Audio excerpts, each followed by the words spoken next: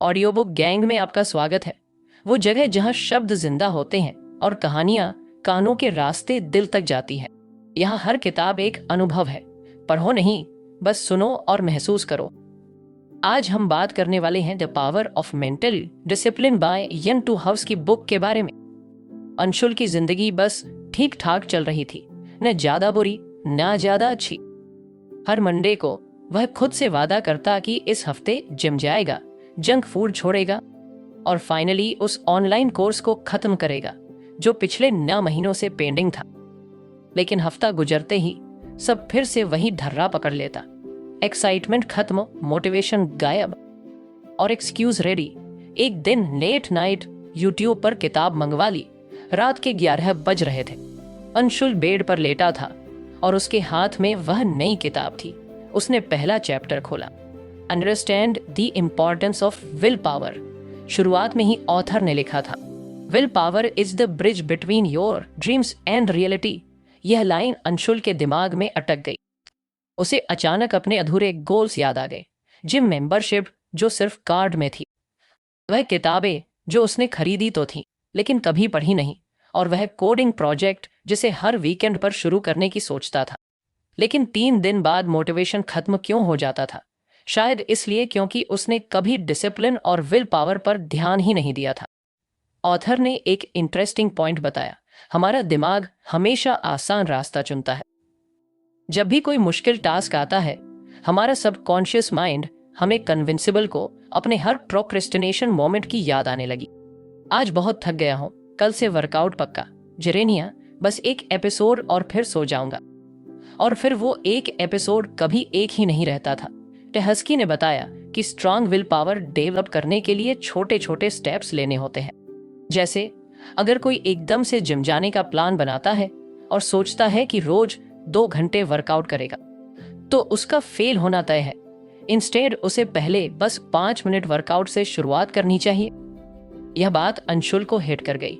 शायद उसकी प्रॉब्लम यही थी, वह हमेशा बड़े बड़े गोल्स बनाता था और जब वह पूरे नहीं होते थे तो खुद को फेलियर मानकर छोड़ देता था।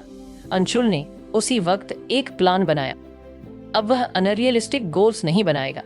इंस्टेड वह छोटे छोटे बदलाव करेगा और अपनी विल पावर को धीरे धीरे मजबूत करेगा।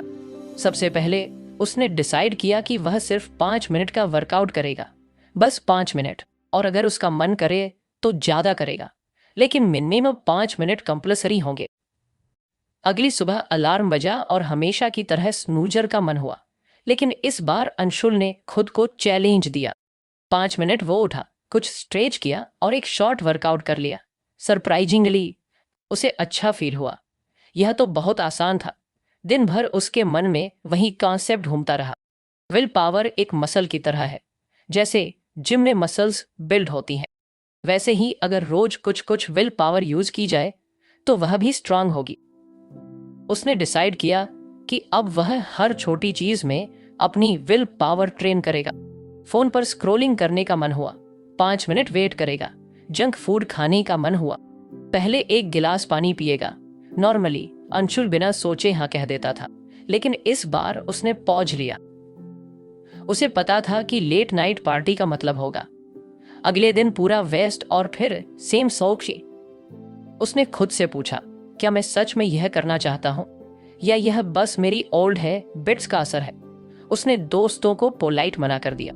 पहले तो उन्हें कुछ अजीब लगा, लेकिन सरप्राइजिंगली उन्होंने भी ज्यादा फोर्स नहीं किया। अंशुल को प्राउड फील हुआ। पहली बार उसने अपनी विल पावर को किसी बड़े डिसीजन में यूज किया था और वह जीत गया था। उस रात जब वह सोने जा रहा था तो उसने एक बात नोटिस की। आज उसका कॉन्फिडेंस पहले से ज्यादा था। उसे ऐसा लग रहा था जैसे उसने अपनी लाइफ को कंट्रोल में लेना शुरू कर दिया हो। उसने किताब का पहला चैप्टर फिर से पढ़ा और एक लाइन अंडरलाइन की, the strong your will power, the closer you get to your dreams. अभी तो यह सिर्फ शुरुआत थी, लेकिन अंशुल को पता था कि अगर वह इसी माइंडसेट के साथ चला तो उसकी लाइफ कंप्लीट बदल सकती है। अंशुल की सुबह अब पहले जैसी नहीं रही।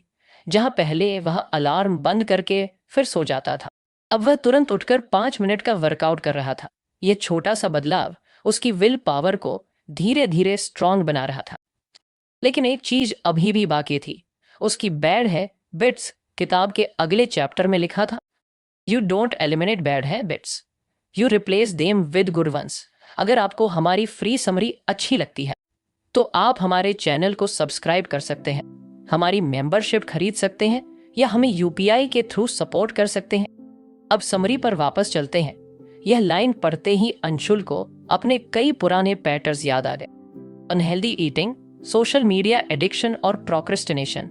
उसे समझ आ गया कि सिर्फ विल पावर डेवलप करने से कुछ नहीं होगा जब तक वह अपनी बुरी आदतों को पहचान कर उन्हें रिप्लेस नहीं करेगा। टे होस्किन ने बताया कि सबसे पहले हमें अपनी बैड हैबिट्स को आइडेंटिफिकेशन देना चाहिए। तो समझ आया कि वह हर छोटे छोटे गैप में फोन निकाल लेता था। मॉर्निंग में उठते ही पहला काम देखते देखते सो जाना। टू होस्किन लिखा था कि किसी भी हैबिट को ब्रेक करने के लिए पहले उसे ट्रिगर करना समझो। अंशुल ने ऑब्जर्व किया कि वह अक्सर तब फोन निकालता था जब उसे बोर्डम फील होता था या जब कोई मुश्किल काम सामने आता था, यानी फोन डिस्ट्रैक्शन बन गया था जिससे वह अपने असली काम को अवॉइड कर रहा था। अब सवाल था, इस हैबिट को ब्रेक कैसे करें? ऑथर ने एक स्ट्रेटजी बताई थी, don't fight the bad habit, replace it with a better one. यानी अगर अंशुल बस यह सोचे कि उसे फोन यूज नहीं करना है तो वह फेल हो जाएगा। इंस्टेड उसे इसकी जगह कोई और प्रोडक्टिव हैबिट डालनी होगी। उसने खुद से एक डील की, हर बार जब उसका हाथ फोन की तरफ जाएगा वह पहले एक पेज किताब का पढ़ेगा या फिर 10 डीप ब्रेथ्स लेगा। पहले दिन यह बहुत वियर्ड लगा, सुबह सुबह फोन चेक करने की आदत थी, लेकिन उसने खुद को रोका और इंस्टेड किताब पढ़ी। ऑफिस में जब उसने ब्रेक लिया तो जैसे ही फोन निकालने का मन हुआ उसने डीप ब्रेथ्स लेना शुरू किया। सरप्राइजिंगली इससे उसका ध्यान कुछ रिलैक्स हो गया और उसे फोन की जरूरत कम महसूस हुई। इट होस्किन ने बैड हैबिट्स के पीछे की साइकोलॉजी समझाई थी। हर हैबिट एक क्यू, ट्रिगर, रूटीन है। बिट इट सेल्फ और रिवॉर्ड सेटिस्फैक्टरीली करना आसान हो जाता है। अंशुल को अपने फोन एडिक्शन का रिवॉर्ड समझ आया। इंस्टेंट डोपामिन, सोशल मीडिया पर स्क्रॉलिंग करने से उसके दिमाग को इंस्टेंट प्लेजर मिलता था। अब अगर उसे फोन यूज कम करना था तो उसे कोई और एक्टिविटी ढूंढनी थी जो उतनी ही रिवर्ट लगे। उसने एक इंटरेस्टिंग चीज ट्राई की। हर बार जब फोन देखने का मन करता वह एक चेकलिस्ट बनाता और उस पर एक टास्क टिक करता। यह छोटा सा एक्शन उसे एक सेंस ऑफ अचीवमेंट देता था। स्लोली उसका दिमाग इस नई हैबिट से अटैच होने लगा। फोन एडिक्शन कुछ कंट्रोल में आने लगा। लेकिन अब अंशुल ने अपनी दूसरी बैड हैबिट पर ध्यान दिया, अनहेल्दी ईटिंग। शाम होते ही उसे जंक फूड खाने का मन करता था। चिप्स, कोल्ड ड्रिंक्स और लेट नाइट मैगी उसकी वीकनेस थी और हमेशा की तरह वह खुद से वादा करता था कि अब से हेल्थी खाएगा। लेकिन अगली ही शाम उसका रिजॉल्व टूट जाता था। होस्किन ने एक सिंपल कॉन्सेप्ट बताया था, make bad habits harder and good habits easier. यानी अगर अंशुल को अनहेल्दी फूड अवॉइड करना है तो उसे इसे अपने आसपास से हटाना होगा। उसने सबसे पहले अपनी किचन से सारे जंक फूड आइटम्स हटा दिए और उनकी जगह फ्रूट्स और हेल्थी स्नैक्स रख दिए। अब जब भी उसे कुछ खाने का मन करता है तो सबसे आसान ऑप्शन हेल्थी फूड होता है। इसके साथ ही उसने एक और ट्रिक यूज की, टेम्पटेशन बंडलिंग। ऑथर ने बताया था कि अगर कोई नई हैबिट बनानी हो तो उसे किसी ऐसी चीज के साथ जोड़ दो जो ऑलरेडी पसंद हो। अंशुल को पॉडकास्ट सुनना पसंद था, लेकिन वह अक्सर इसके लिए टाइम नहीं निकालता था। अब उसने डिसाइड किया कि जब भी वह हेल्थी फूड खाएगा वह कोई अच्छा पॉडकास्ट सुनेगा। इससे उसका दिमाग नए रिवॉर्ड सिस्टम से जुड़ने लगा। हेल्थी खाना खाने का मतलब इंटरेस्टिंग पॉडकास्ट सुनना। अब तक फोन यूज और ईटिंग हैबिट्स पर कुछ कंट्रोल आ गया था, लेकिन सबसे बड़ी प्रॉब्लम अभी भी बाकी थी, प्रोक्रेस्टिनेशन। हर दिन सुबह वह डिसाइड करता कि आज कोडिंग प्रोजेक्ट पर काम करेगा, लेकिन रात होते होते कुछ ना कुछ एक्सक्यूज मिल ही जाता था। होस्किन ने यहाँ एक गोल्डन रूल बताया, द 2-minute रूल। अगर किसी काम को करने में रेजिस्टेंस हो तो उसे सिर्फ 2 मिनट के लिए करो, बस शुरू करने की आदत डालो। अंशुल ने इस रूल को अप्लाई करना शुरू किया। जब भी कोडिंग प्रोजेक्ट पर काम करने का मन नहीं करता तो वह खुद से कहता, बस 2 मिनट और फिर छोड़ दूंगा। लेकिन मजे की बात यह थी कि एक बार काम शुरू करने के बाद वह फ्लो में आ जाता और 30 से 40 मिनट तक काम करता रहता। इस छोटे से चेंज ने उसकी प्रोडक्टिविटी को बूस्ट कर दिया। अब प्रोक्रेस्टिनेशन उसकी सबसे बड़ी प्रॉब्लम नहीं रही। कुछ हफ्तों बाद अंशुल ने महसूस किया कि उसकी लाइफ में छोटे छोटे लेकिन पावरफुल बदलाव आ चुके थे। फोन एडिक्शन काफी हद तक कम हो गया। अब वह ज्यादा माइंडफुल था और बिना सोचे समझे स्क्रॉलिंग नहीं करता था। हेल्थी ईटिंग उसकी लाइफस्टाइल बन गई थी। जंक फूड की क्रेविंग कम हो चुकी थी और हेल्थी चॉइसेज आसान लगने लगी थी। प्रोक्रेस्टिनेशन ऑलमोस्ट खत्म हो गया था। 2 मिनट का नियम ने उसे हर छोटे काम को तुरंत करने की है बिट डेवलप करने में मदद की। एक दिन जब उसने मिरर में खुद को देखा तो उसे एक अलग ही कॉन्फिडेंस फील हुआ। उसकी बॉडी पहले से फिट लग रही थी, माइंड पहले से ज्यादा क्लियर था और सबसे बड़ी बात, अब वह अपने गोल्स को सीरियसली लेने लगा था। तो होस्कीन ने उसे सिर्फ विल पावर बढ़ाने की नहीं बल्कि एक पूरी माइंडसेट शिफ्ट की लर्निंग दी थी। अंशुल अब अपनी पुरानी लाइफ से काफी अलग महसूस कर रहा था। फोन एडिक्शन, अनहेल्दी ईटिंग और प्रोक्रेस्टिनेशन जैसी आदतों को उसने काफी हद तक कंट्रोल कर लिया था, लेकिन कुछ मिसिंग था। हाँ, उसकी विल पावर स्ट्रांग हो रही थी और बैड हैबिट्स रिप्लेस हो रही थी, लेकिन उसकी डायरेक्शन अभी भी अनक्लियर थी। वह सोचने लगा, मैं अपनी लाइफ में आखिर चाहता क्या हूं? तो होस्की की किताब में अगले चैप्टर में यही बात थी। गोल्स को क्लियरली डिफाइन करना किताब में लिखा था। अगर आप एक डेस्टिनेशन सेट नहीं करते तो आप वांडर करते रहेंगे। यह बात अंशुल को अंदर तक हिट कर गई। वह बहुत कुछ करना चाहता था, फिटनेस इंप्रूव करना, अपने कोडिंग प्रोजेक्ट को पूरा करना और एक अच्छी जॉब पाना, लेकिन यह सब सिर्फ वेग आइडियाज थे, कोई प्रॉपर प्लान नहीं था। उसने अपनी डायरी निकाली और अपने माइंड में चल रहे सभी गोल्स को लिखना शुरू किया। जब उसने अपनी लिस्ट देखी तो उसे रियलाइज हुआ कि वह बनना चाहता है, मुझे कोडिंग सीखनी है, एक अच्छी जॉब चाहिए। तो होस्की ने बताया था कि गोल्स को क्लियर और डिफाइंड बनाना जरूरी है, यानी वेग स्टेटमेंट्स नहीं बल्कि स्पेसिफिक और मेजरेबल टारगेट्स। अंशुल ने अपनी लिस्ट को फाइन किया। एक फिटनेस गोल था, 1 साल में 10 किलोग्राम मसल गेन करना और बॉडी फैट 15% तक लाना। 2 कोडिंग गोल थे, अगले 3 महीनों में एक वर्किंग प्रोजेक्ट बनाना और गिटहब पर अपलोड करना। 3 करियर गोल थे, 6 महीनों में एक अच्छी कंपनी में जॉब के लिए अप्लाई करना और एक ऑफर सिक्योर करना। अब ये गोल सिर्फ इच्छाएं नहीं रह गए थे बल्कि प्रॉपर टारगेट्स बन चुके थे। किताब में एक और कॉन्सेप्ट था, break down your goals into actionable steps, यानी सिर्फ बड़ा गोल रखना काफी नहीं बल्कि उसे छोटे छोटे माइलस्टोन्स में डिवाइड करना जरूरी है। फिटनेस के लिए उसने प्लान बनाया, हर हफ्ते जिम में कम से कम 4 दिन वर्कआउट करेगा, हर दिन 150 ग्राम प्रोटीन इंटेक मेंटेन करेगा और हर महीने अपनी बॉडी प्रोग्रेस ट्रैक करेगा। कोडिंग के लिए उसने एक स्ट्रक्चर्ड लर्निंग प्लान बनाया, हर दिन 1 घंटा कोडिंग प्रैक्टिस करेगा, हर हफ्ते एक छोटा प्रोजेक्ट बनाएगा और 3 महीनों में एक फुल फ्लेज्ड प्रोजेक्ट कंप्लीट करेगा। करियर के लिए उसने सोचा कि सबसे पहले उसे अपना रिज्यूम और लिंक्डइन प्रोफाइल अपडेट करनी होगी, फिर इंडस्ट्री स्पेसिफिक स्किल सीखनी होगी और हर हफ्ते कम से कम 3 जॉब एप्लीकेशंस भेजनी होगी। अब उसके पास एक क्लियर रोड मैप था। उसने अपने लैपटॉप पर एक ट्रैकिंग शीट बनाई और हर दिन ट्रैक करना शुरू किया कि वह अपने गोल्स की तरफ कितना प्रोग्रेस कर रहा है। पहले कुछ दिन मोटिवेशन हाई था, लेकिन फिर वही पुरानी प्रॉब्लम आई, डिस्ट्रक्शंस। कुछ दिन बाद उसे लगा कि वह फिर से अपने गोल से कुछ भटकने लगा है। कभी कोई दोस्त मिलने बुला लेता, कभी कोई नया शो आ जाता और कभी बस लेटने का मन हो जाता। होस्की ने एक इंपॉर्टेंट चीज बताई थी, your environment shapes your discipline, यानी अगर एनवायरनमेंट सही नहीं है तो विल पावर भी फेल हो सकती है। अंशुल ने अपने आसपास के डिस्ट्रक्शंस को कम करने का फैसला किया। उसने फोन से सोशल मीडिया एप्स डिलीट कर दी, अपनी डेस्क पर सिर्फ वही चीजें रखी जो उसके गोल से रिलेटेड थी और जिम का एक फिक्स टाइम सेट कर लिया। इसके साथ ही उसने एक और ट्रिक ट्राई की, अकाउंटेबिलिटी पार्टनर। उसने अपने जिम ट्रेनर से कहा कि अगर वह कभी वर्कआउट मिस करे तो उसे एक पेनल्टी देनी होगी। कोडिंग के लिए उसने अपने दोस्त के साथ एक पैक्ट किया कि हर हफ्ते वह एक दूसरे के प्रोजेक्ट्स रिव्यू करेंगे। करियर के लिए उसने लिंक्डइन पर एक मेंटर ढूंढ लिया जो उसे जॉब सर्च में गाइड कर सकता था। अब उसकी मोटिवेशन सिर्फ इंटरनल नहीं थी, बल्कि एक्सटर्नल फैक्टर्स भी उसे पुश कर रहे थे।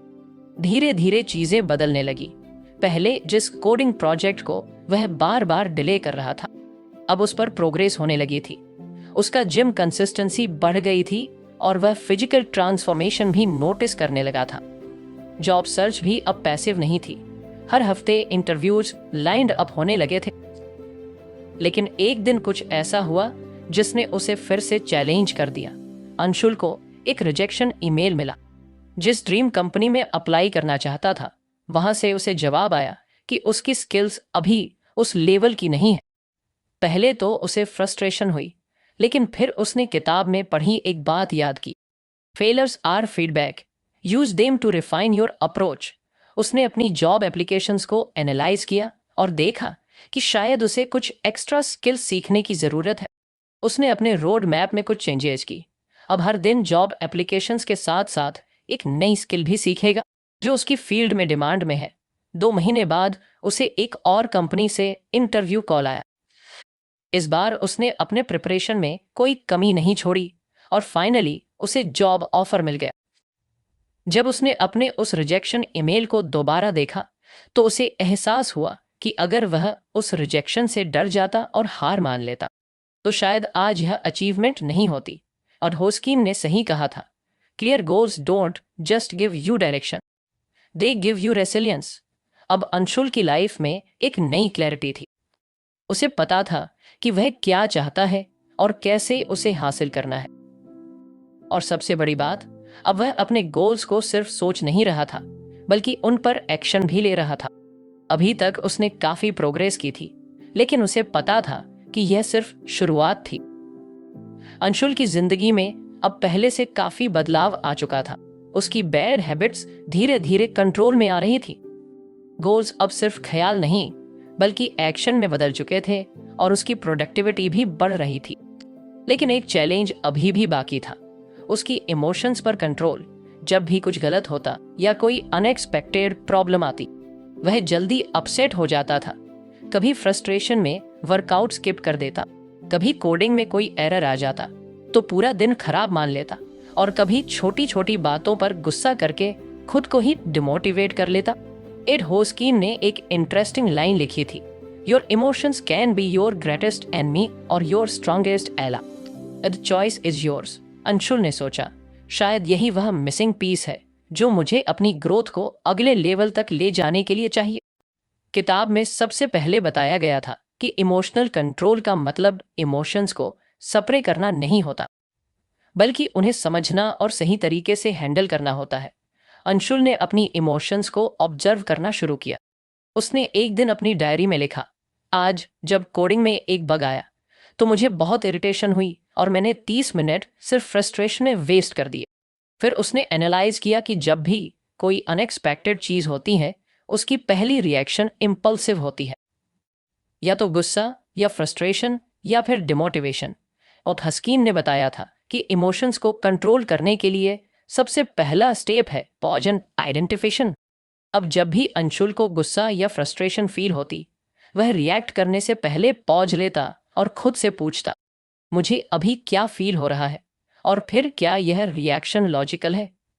एक दिन जिम में उसने नोटिस किया कि जब भी कोई एक्सरसाइज ठीक से नहीं होती, वह इरिटेट हो जाता और फिर उसका पूरा वर्कआउट खराब हो जाता। उसने कॉन्शियसली इस पैटर्न को ब्रेक किया। जब अगली बार कोई रीप सही नहीं हुई तो इंस्टेड ऑफ फ्रस्ट्रेशन उसने खुद से कहा, कोई बात नहीं, एक और ट्राई करता हूं। धीरे धीरे उसने रियलाइज किया कि जब भी वह अपनी इमोशंस को लॉजिकली हैंडल करता है, उसका आउटपुट बेहतर होता है। लेकिन असली टेस्ट तब आया जब उसके कोडिंग प्रोजेक्ट में एक मेजर इशू आ गया।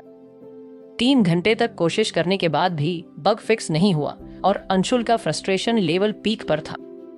पहले होता तो वह लैपटॉप बंद करके पूछता, क्या मैं अभी रिएक्ट कर रहा हूँ या रिस्पॉन्ड कर रहा हूँ।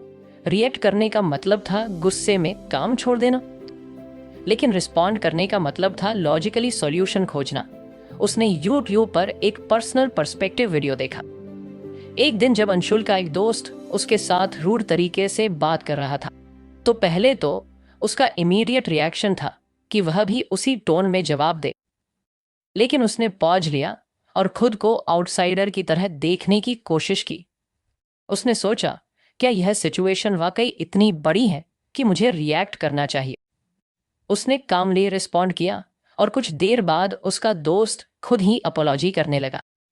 अंशुल को समझ आ रहा था कि इमोशनल कंट्रोल का मतलब सिर्फ खुद को काम रखना नहीं है, बल्कि अपने एक्शंस को बेहतर बनाना है। जब वह गुस्से में होता था तो उसके डिसीजंस इम्पल्सिव होते थे, लेकिन जब वह पॉज लेकर सोचता था तो हर डिसीजन कैलकुलेटेड और लॉजिकल होता था।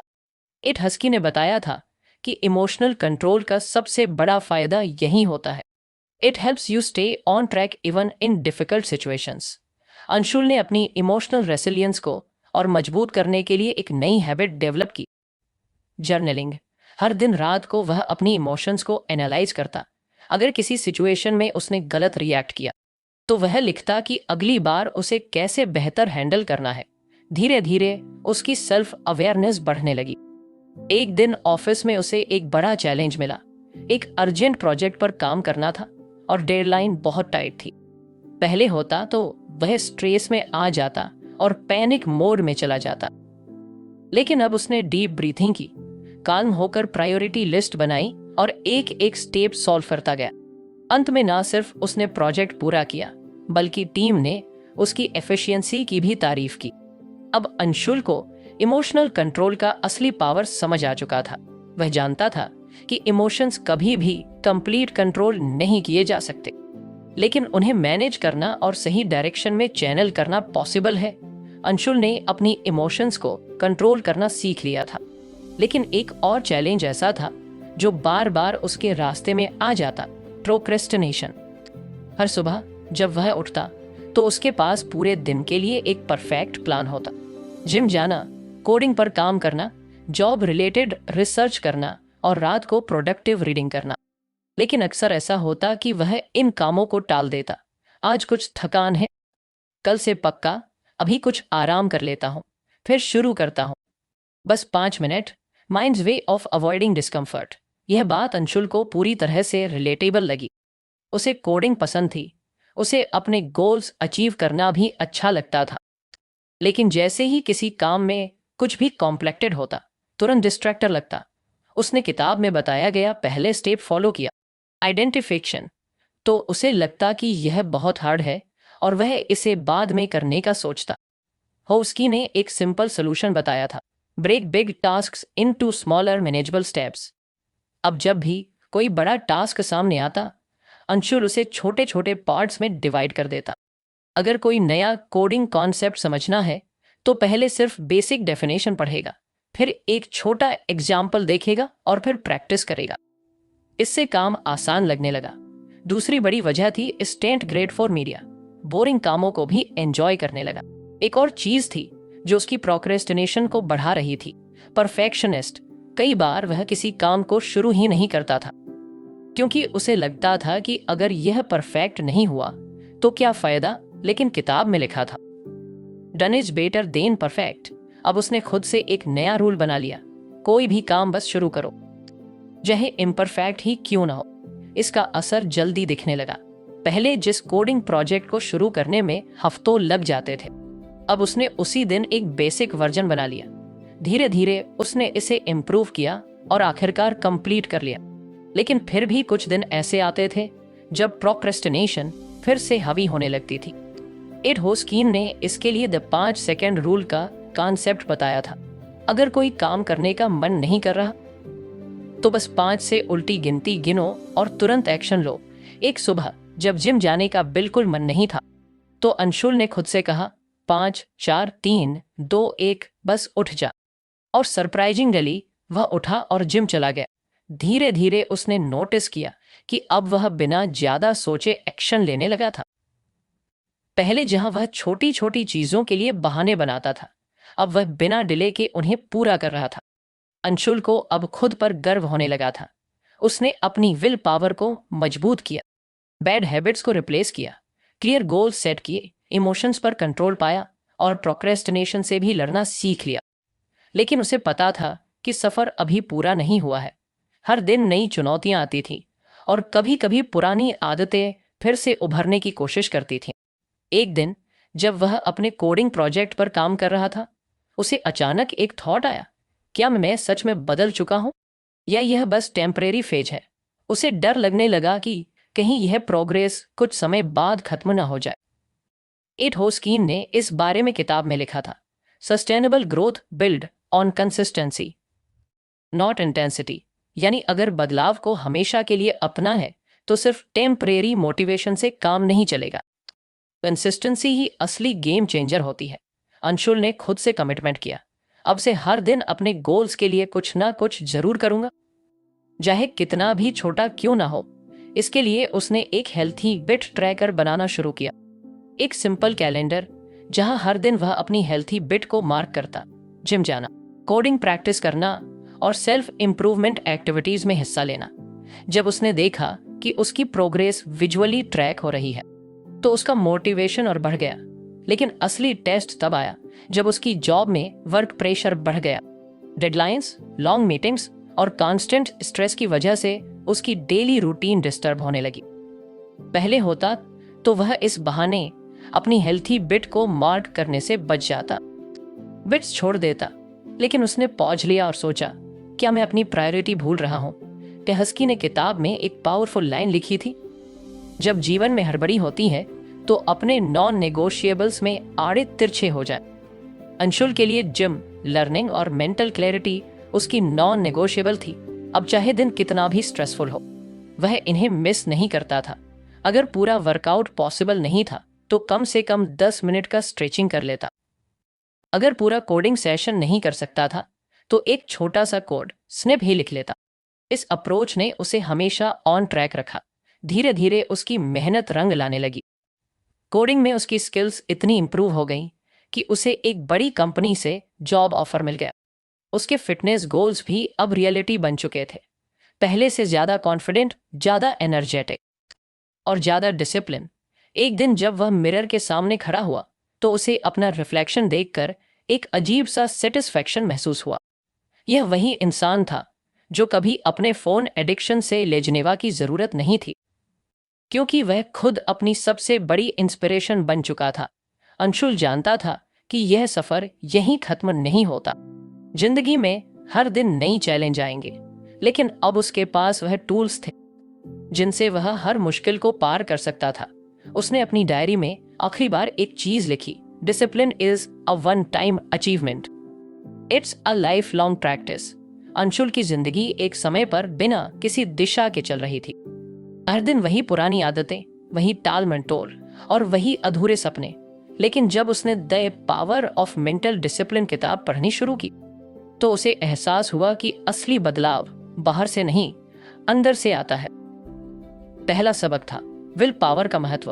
उसे समझ आया कि सफल लोग सिर्फ इसलिए आगे नहीं बढ़ते क्योंकि वे टैलेंटेड होते हैं, बल्कि इसलिए क्योंकि वे अपनी इच्छा शक्ति को कंट्रोल करना जानते हैं। उसने छोटे छोटे बदलावों से शुरुआत की।